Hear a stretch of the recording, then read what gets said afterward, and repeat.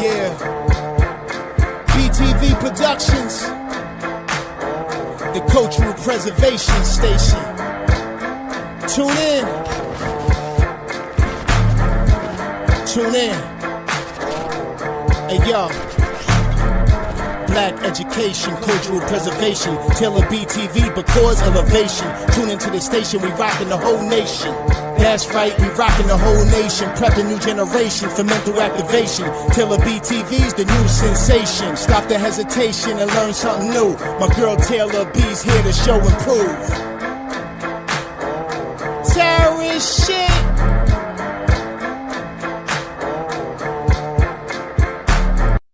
Peace and love, family. This is your girl, Taylor B, and this is Justice on Earth, episode 3. Today, we're going to be talking about Juneteenth and why Juneteenth matters. I'll give my personal opinions on why I feel like Juneteenth matters and why we should be celebrating June as a nation, as a community, and not just celebrating it, really using it to catapult our situation to a better place. So that's what today's show is about. So without further ado, we're going to get into this episode. So we'll go through our slides and here we go. This is a quest for justice on Earth. Our main objectives here are to replace racism, that are known as white supremacy, with the system of justice on Earth. What we aim to do here is examine and document timelines of historical events across any and all areas of activity. We also want to add and build on to current events and pointing those out in different areas of activity of how they affect our community. We want to review current events across all areas of activity as they pertain to the Black American community. We want to reference and highlight scholarly works, our creations as a community, and our world contributions. This one's really important. Historically, we've seen that Black Americans' creations have been stolen from them, from the very land that we live on here, up to modern day time, to the creation of hip hop. One of the last things that were tried to be stolen and co-opted from Black American as the sole creators of. So we really have to make sure that we're documenting and taking the credit and the proper steps to document that we created different things and don't let other ethnicities try to come in and co-opt things from us. When there are different ethnicities have different holidays or different things that they created or that are prevalent in their society, in their community, we don't try to step in and say, oh, we created that, or we did this, or we did that. We're just asking for the same respect back that we as Black Americans give to all of the other ethnicities and nations of the world. So we also want to expose the dominant society and replace the global system of racism with white supremacy and justice, creating a cultural repository for our creations, our contributions, and our traditions. And then we're going to do all that. We're going to do that by utilizing the 7D cultural ascension practices. We can use that as a model toward our justice on Earth. So I know I haven't really rolled out those practices yet. So let's just look at those and go through them real quick. So these are our 7D, 7-dimension cultural practices that we can do as a nation to basically correct our condition in the community. We have so much that we deal with on a daily basis. We go through a lot of different traumas throughout the day, and every day we deal with these traumas. And what that does is it doesn't allow us to have time to sit down and think about things that are important, things that mean something. When you're so busy trying to survive, it's hard to add on and build and live. We want to make sure, especially from this channel, the cultural preservation, is that we're bringing forth something to add on to all of the scholarly works that our ancestors have done. We want to add on to that. So I do that by presenting this 7D model, cultural ascension practices. And it has basically its state levels, and we have to see what dimensional state we're in by how we're critically thinking and how we're processing thought and putting those thoughts forth to make actions. So what is 7D CAP? It's the cultural assistant ascension process. We want to ultimately create justice on earth. So this process is 7D CAP is designed for two main purposes. That is to catalyze the cultural ascension of foundational Black Americans and to create justice on planet Earth. When you wear the 7D CAP, you'll transform from dormant to deployment. Using the 7D practices, this will help raise your state of consciousness to the Supreme State 7 while doing the work that will create justice on planet Earth. So the model is outlined to serve as a framework that builds the individual and the group into the Supreme State 7 deployment phase. So throughout this thing, you can be in different phases of this, but using this will definitely help you build your critical thinking skills. It'll help you to reflect and make thought about the things that are actually going on that mean something. These practices can be used interchangeably as applicable and as necessary. The benefits include, but are not limited to, elevated awareness, identification of injustice wherever it stands, tools to make actionable movement toward correction. The model is for each person to adopt as they see fit individually. With enough of us doing this, it will act as the standard or the code to use critical thinking skills. It'll help us stay aware, create justice where injustice resides, elevating the state and standard in which we move as a culture, restoring us to the supreme status that our ancestors once were at. So that's what the 7D CAP is. So that's just giving you a little breakdown of it. I'm not going to go through each of the different steps right now. We'll save that for another show. But just to know that this process is out there and this is what we're bringing forth from the cultural preservationist standpoint to try to create justice on earth. Okay. So let's get into today's show. So today's show is basically about Juneteenth. We know we just celebrated the Juneteenth holiday this past Wednesday, June 19th. So I just wanted to really get into it because I feel like there's a lot of myths that surround June and a lot of different misunderstandings of what the holiday is actually about and what it's for. So let's get into a little bit of history about it. Let's start with the Emancipation Proclamation. It was issued by President Lincoln on January 1st of 1863.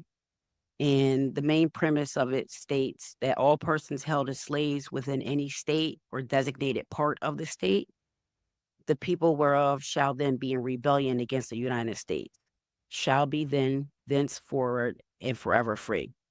So the Emancipation Proclamation did not end slavery. So that's the first thing that we got to clear up. I think a lot of people have that misconception of, the Emancipation Proclamation, President Abraham freed the slaves. No, he didn't. I mean, he did, but he didn't. And that was not what he set out to do. So it was just one of those things where they were losing a war and they needed that allyship from the Black American soldiers. They needed us to come in and help them gain the stronghold back over the South. Lincoln even stated himself that if he could conserve the Union without ending slavery, he would do so. We need to stop thinking that he freed us. We freed ourselves, and everything that we ever did in this country, we did it for ourselves. And I want us to keep that in mind because that's the same thing that we're going to have to do moving forward. We're going to have to do things for ourselves. We're going to have to free ourselves again. We're going to have to take our reparations. We're going to have to demand the anti-hate crime bill for ourselves. We're going to have to demand our land back. We're going to have to demand protected class status. None of this stuff is going to be given to us. There's not going to be a negotiation where we're doing compromises with them. We're going to have to forcefully demand these things if we want them. So just keeping that in mind, that's what our ancestors had to do back in 1860s. They had to demand. They had to do that again 100 years later in the 1960s. They had to demand for their civil rights. So here we are, not quite 100 years removed from the 1960s, but far enough out where we're seeing history repeat itself. a lot of the laws and policies that were enacted during the civil rights are being reversed. The history books are being taken out of the curriculum. And not that may not necessarily be a bad thing, because those history books, I'm certain, don't have the correct history. But again, they were history books. So you want to remove history books and you want to give children books about sexuality and gender identity and different things like this. And it's not conducive to building a nation. And when they do this directly affects the Black American community. Everything that they do is designed to directly affect us in a negative way. And anybody else that it affects negatively along the way, those are just casualties of war. So those people aren't really worried about by the dominant society. Yeah, so the Emancipation Proclamation did not end slavery. What it did do is it did change the basic character of the Civil War, which took place from April 12th, 1861, which ended in April 9th, 1865. Officially, it ended on August 20th, 1866, and we'll get into that later. I'm going to read something about that to show that's when it actually was declared over. And here we go with that August 20th date again. August 20th is to me, I feel like it's a special date, not just because it's my born day, but because that's the date that they claim that the first Africans arrived on this continent, which we know is a bold-faced lie. And then here we see August 20th themed again in the ending of the Civil War, which obviously also directly affects Black Americans. So we'll get into some of that significance of that date later. But so the proclamation did authorize the recruitment of Black Americans as Union soldiers, because as I said before, prior to that proclamation, Black Americans were not fighting with the Union soldiers. They were not allowed to fight with the Union soldiers. So again, motives for this aren't just to free the slaves. The motives were really for Lincoln to conserve the Union. And I feel like that's the only way that he thought that it could be done. And rightfully, we won't look the gift horse in the face, but at the same time, we are the ones who declared ourselves. We set forth, we fought for that freedom. And again, those people were instrumental in going throughout the South to make sure that all the enslaved people knew about this and were freed. And that's where the actual holiday of Juneteenth comes in at. That's what the Juneteenth holiday actually is. So just to note also, by the end of the Civil War, approximately 180,000 African Americans had served in the Union Army and 18,000 had served in the Navy. So again, Black Americans are the only group that has actually served in every war that is associated with this continent that they call America. That also speaks to why we deserve reparations, not just for slavery, for building a country, for fighting in every war, and being the true patriots of America. And really showing and proving that we love our country. But yep, so I'm going to go ahead and show a picture of the first proclamation when Lincoln first set this forth. Let me just pull this up so you guys can get the image of that. And then later on in the show, I have a little treat for you guys from Dr. Eugene Adams. We're going to be playing a clip from his famous Africas of Asia, where he talks about the proclamation, the Emancipation Proclamation, and he really breaks that thing down to a nutshell. And I think it's important for us to look at that. So let me just get this on the screen. So hopefully you guys can see this. Let me see if I can blow it up. There we go. So here's the Emancipation Proclamation. This is a 2-page document here that basically states everything that I just talked about. But just to give you an idea, if you guys want to come read this for yourself, I'll have the resources to this presentation at the end where you guys can come actually read this and read what he said and read what that's all about. So let's get the slides back up on the stage. So this right here is just giving us a little timeline of everything and how the timeline of the Emancipation Proclamation enforcement. And this is the Confederate States of America from 1863 to 1865. And this is just letting you know that at the end of the Civil War, the Texan enslaved Black Americans had yet to obtain their freedom. And if you look at this timeline, you'll see from 1860, immediate effect of the proclamation in the red. And then the orange is the proclamation started to be enforced down the line in 1863. This lighter orange is proclamation enforcement by 1864. So it wasn't just Texans that weren't freed right after the emancipation was signed. Basically, those Black Union soldiers that joined the Army went through with one of the generals from the Army and went to go let these Black Americans know, hey, you guys are free. It's just that Galveston, Texas was the last stop. So that's why that is dubbed Juneteenth, because that happened on June 19th, 1865. So as you can see here with the yellow and the lighter yellow, this is when that took place. Okay. And then here goes a timeline that we'll go ahead and read some of. This is the emancipation timeline. So in 1777, Vermont was the first colony to emancipate Black slaves. Then we move over to 1780 to 1804, Pennsylvania, Connecticut, Rhode Island, New York, and New Jersey introduced gradual abolition from 1780 to 1804, leading to full emancipation by the end of 1865. And then in 1862, slavery was abolished in the federal territories. January 1st, 1863, the president signed the Emancipation Proclamation. And then June 19th, 1865, as you can see, those 2.5 years later, the Union Major General Gordon Granger ordered the final enforcement of the Emancipation Proclamation in Galveston, Texas. That is the timeline of the emancipation, and it's the timeline of how we get to Juneteenth. It's the journey to Juneteenth. Okay.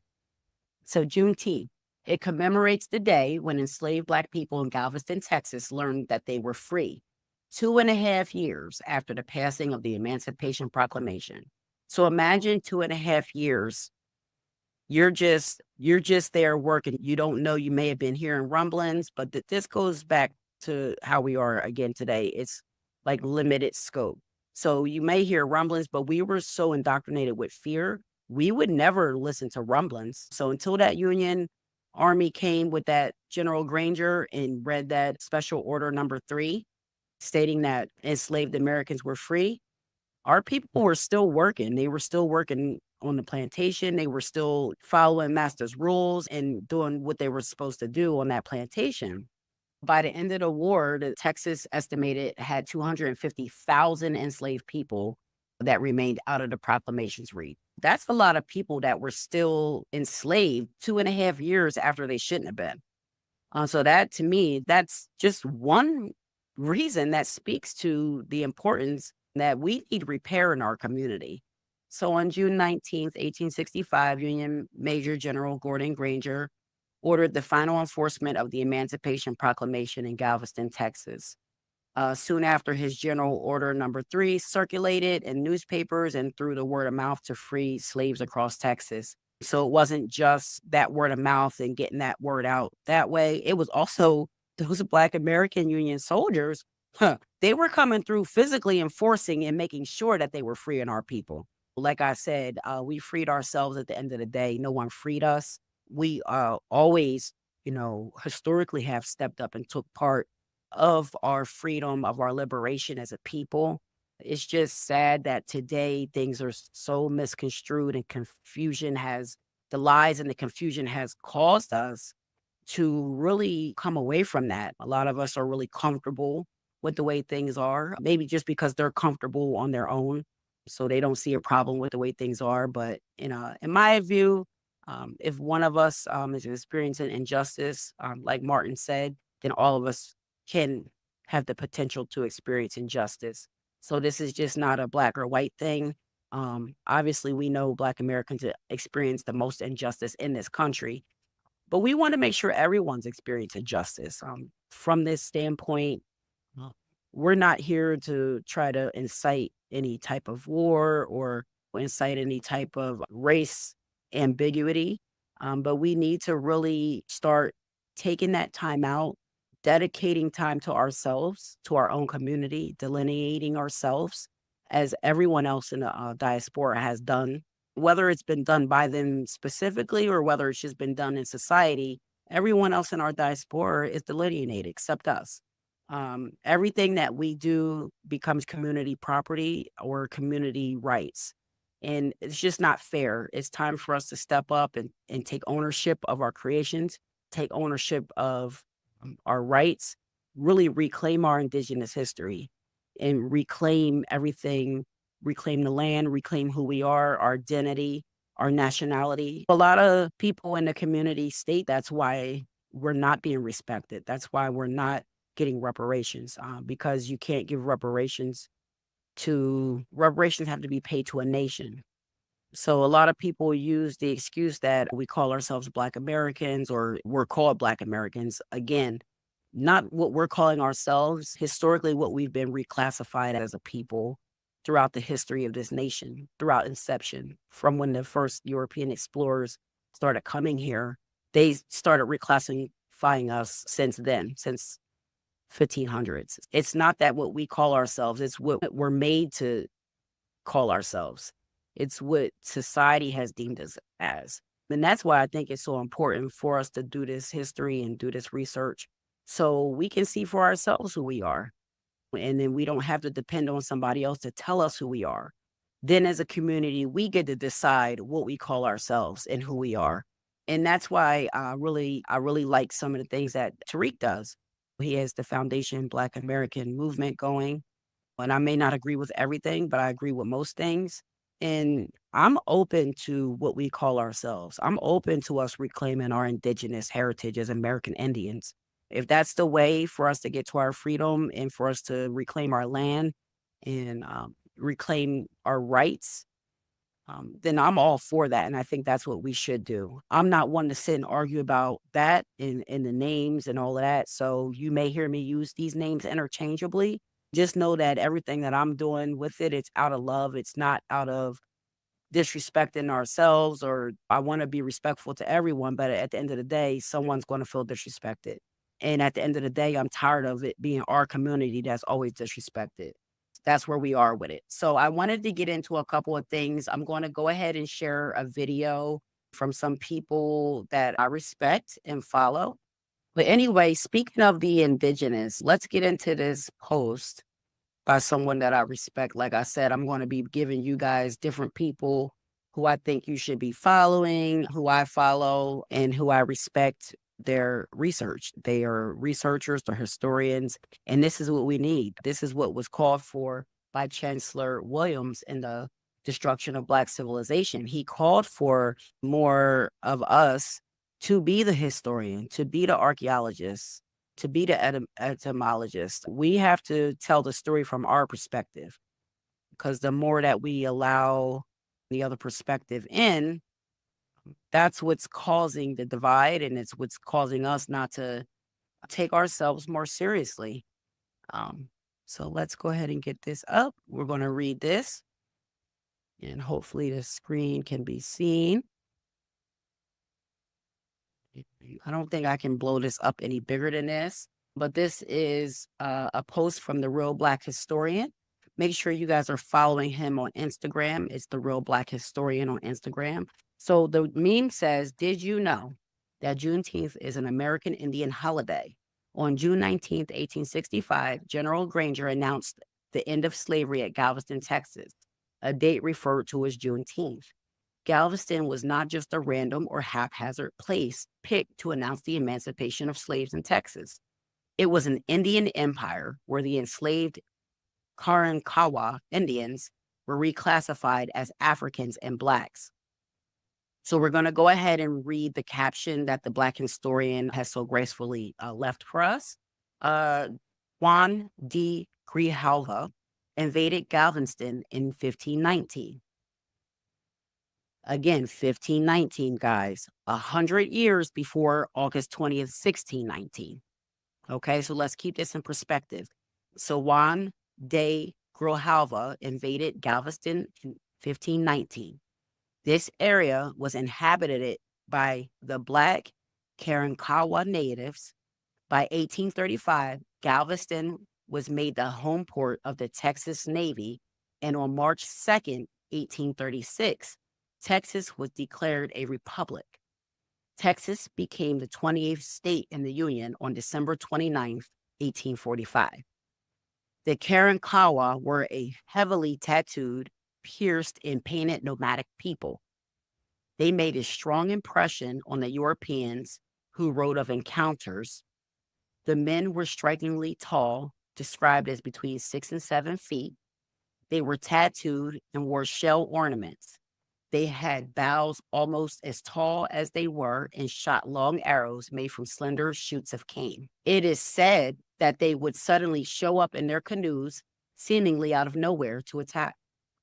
They would run away and retreat or escape the same way. Euro textbooks say they became extinct in 1850, but this is bullshit.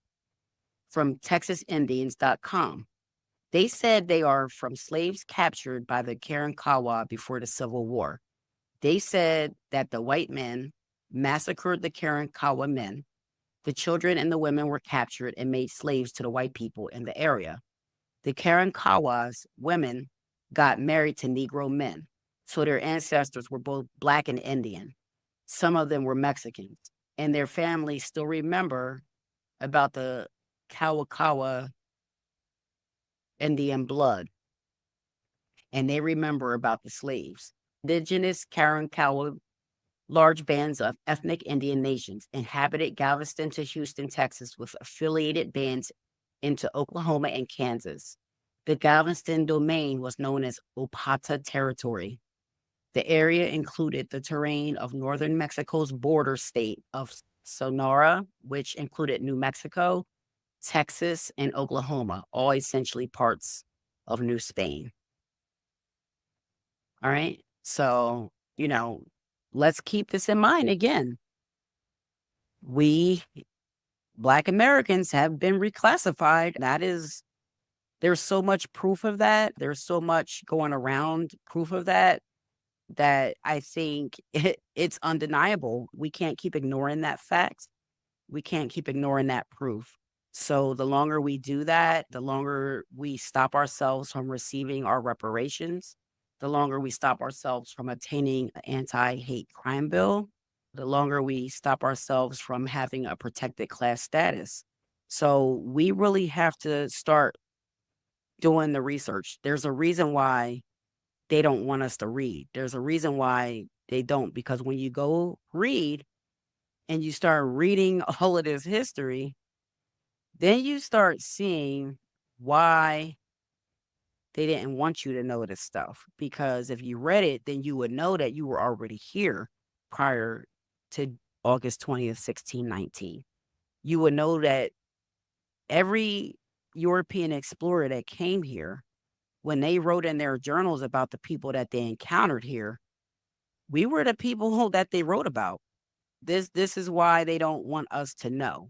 This is why they don't want us to read. And it's really worked because we haven't read anything. A lot of us don't read, and we don't want to correct our status in this country. And the longer we do that, the longer we're going to hold ourselves back from our rightful place and getting everything that we're supposed to get.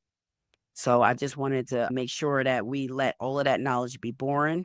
I'm going to sit here and try to pull up these videos. We're going to take a look at a video about the history of Juneteenth. Let me see if I can get this queued up. 1 second.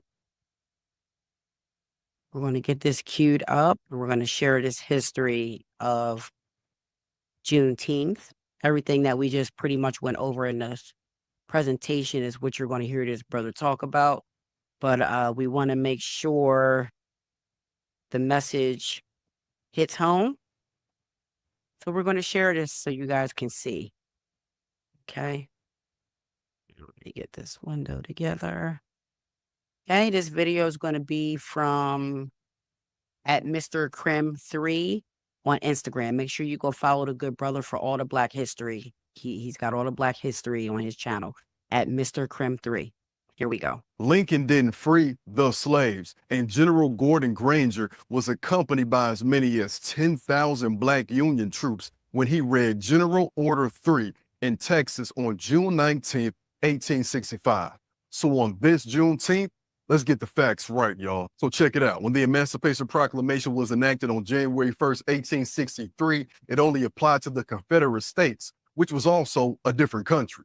Also, it didn't free any black folks in border states who remained with the Union. States like Missouri, Delaware, and Maryland still enslaved us. And secondly, fam, Lincoln didn't fight in the war. So that freedom was contingent upon those black soldiers helping the Union win the war, which they did. If they didn't win, the Confederacy would have kept slavery, and Lincoln likely would have kept slavery within those border states. And Lincoln didn't propose the 13th Amendment, which would effectively ban enslavement forever. That was actually House Republican from Ohio, James Ashley. And let's not act like black people hadn't been freeing themselves since 1526, since Stono, since Nat Turner, since Harriet Tubman.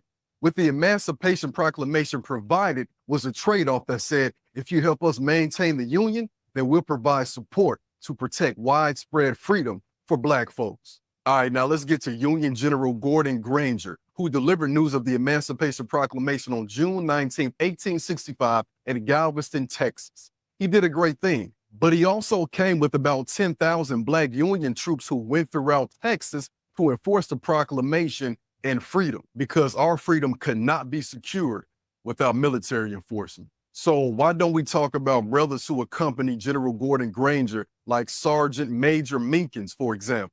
On this Juneteenth, let's shed light on black freedom fighters who first freed themselves and fought for our freedom, like the 28th Indiana, 29th Illinois, and combined New York 26th and 31st regiments of the U.S. colored troops.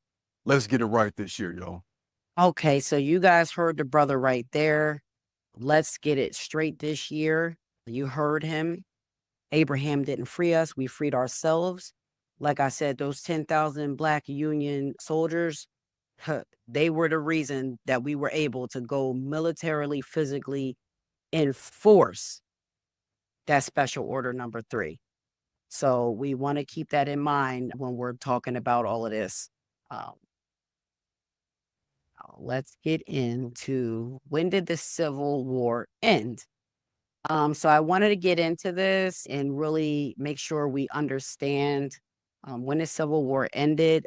We're going to get into that date. I'm going to go ahead and share the screen, and we're going to read this. Okay, so this is from USA Today.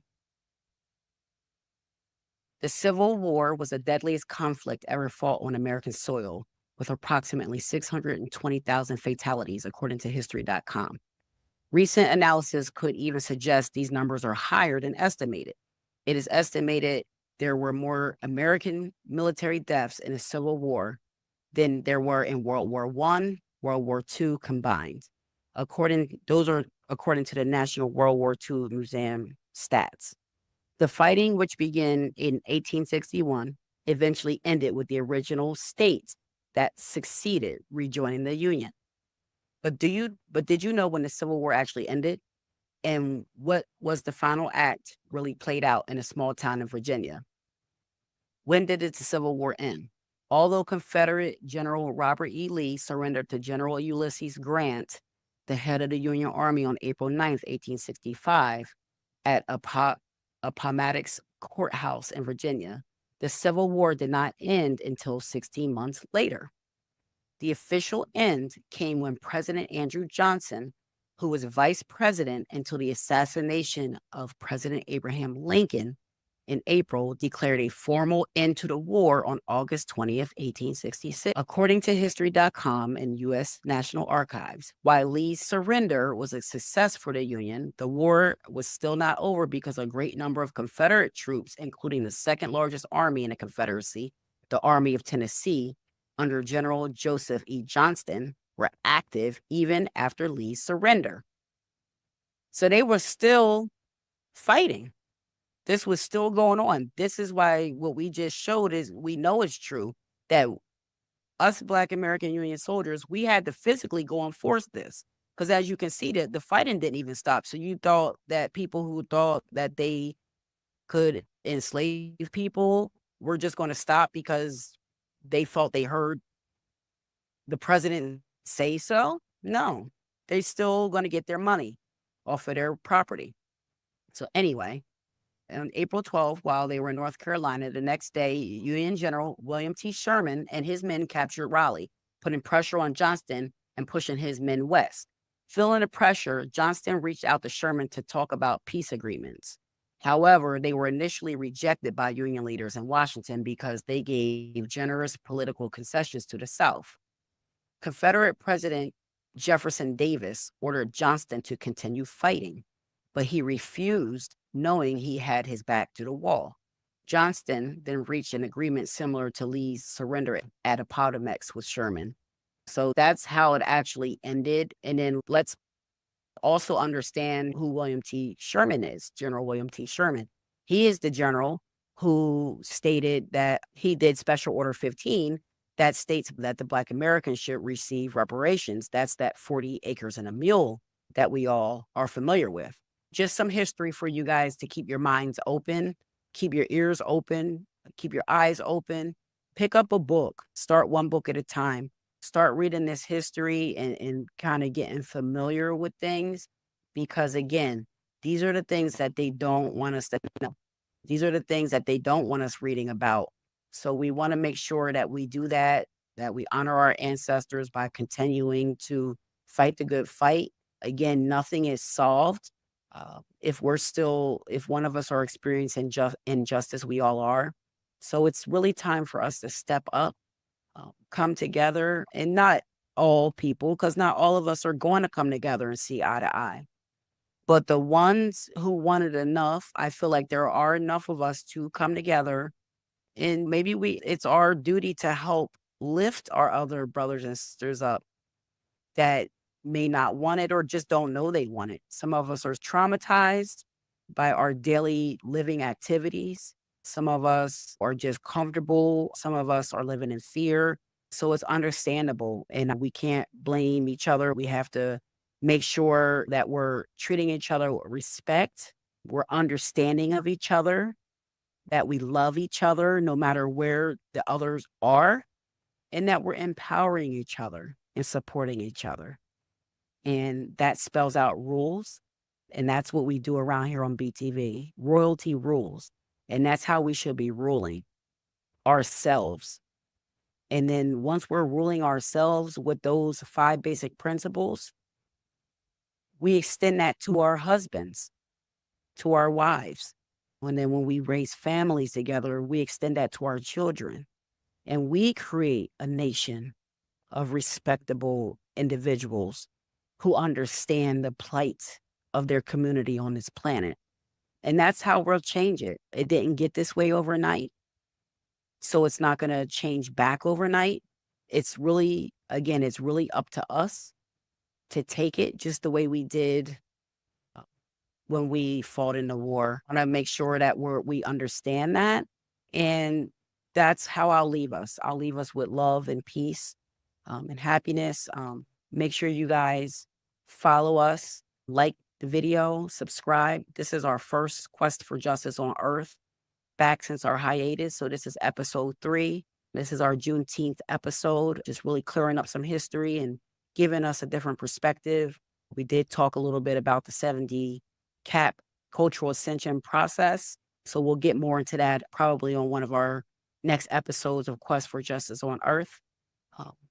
Until then, make sure that you are walking in your light, you're walking in your truth, and that you're making decisions for you and your family that are going to benefit you, your family, and everybody in the nation. Because at the end of the day, we're all one. And what affects one of us negatively affects us all negatively. What affects one of us positively will affect us all positively. So it's really our time. It's our time to gatekeep our culture, to delineate, dedicate our time to each other, have meaningful discussions with each other, making sure that we're using discernment when we have these discussions with each other, documenting these discussions, documenting our delineations, documenting our creations, using discernment with our documentation. Once we get to that phase, then we can start developing things. We can start building things and putting our resources together to build a better community. And once we develop things, now we can deploy. Now we can form together in a formation and start deploying and doing these things in different cities, different states across the nation, building up these thought-provoking communities that care about the future of their generations. So I leave you with that. That's the 7D Cat. The quest for justice on Earth continues in the year 2024. Make sure you like, subscribe to Teller B TV. Follow us on Instagram and Facebook. Peace, love, and respect.